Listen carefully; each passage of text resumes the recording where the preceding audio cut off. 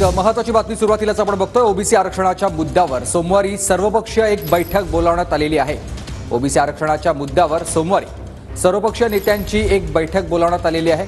कृष्णा सोनारवाडकर माझे सहकारी आपल्याला याविषयी अधिक माहिती देतात। कृष्णा, सुमित, आपण पाहतोय की राज्यामध्ये सध्या मराठा आरक्षण त्याचबरोबर ओबीसीचं आरक्षण हिसकावलं जातं। यावरून ओबीसी नेते सुद्धा आक्रमक झालेले आहेत आणि मागच्या काही दिवसापासून सातत्यानं बैठका ज्या आहेत ते घेण्यात आलेल्या होत्या। मात्र ओबीसी नेत्यांची आणि सर्वपक्षीय नेत्यांची एक बैठक जी आहे ती सोमवारी संध्याकाळी 6 वाजता सह्याद्री अतिथीगृहावरती होणार आहे आणि मुख्यमंत्री त्याचबरोबर दोन्ही उपमुख्यमंत्री या बैठकीला हजर असणार आहेत। त्याचबरोबर राज्यातले जे महत्त्वाचे पक्ष आहेत किंवा महत्त्वाच्या पक्षांचे जे प्रमुख नेते आहेत त्यांना सुद्धा या बैठकीचं निमंत्रण आहे। त्यामध्ये शरद पवार आहेत, नाना पटोले आहेत, बाळासाहेब थोरात आहेत, त्याचबरोबर उद्धव ठाकरे आणि राज ठाकरे, त्याचबरोबर प्रकाश आंबेडकर यांना सुद्धा या बैठकीला निमंत्रण देण्यात आलेलं आहे। त्यामुळे हे सगळे नेते या बैठकीला उपस्थित राहण्याची शक्यता आहे।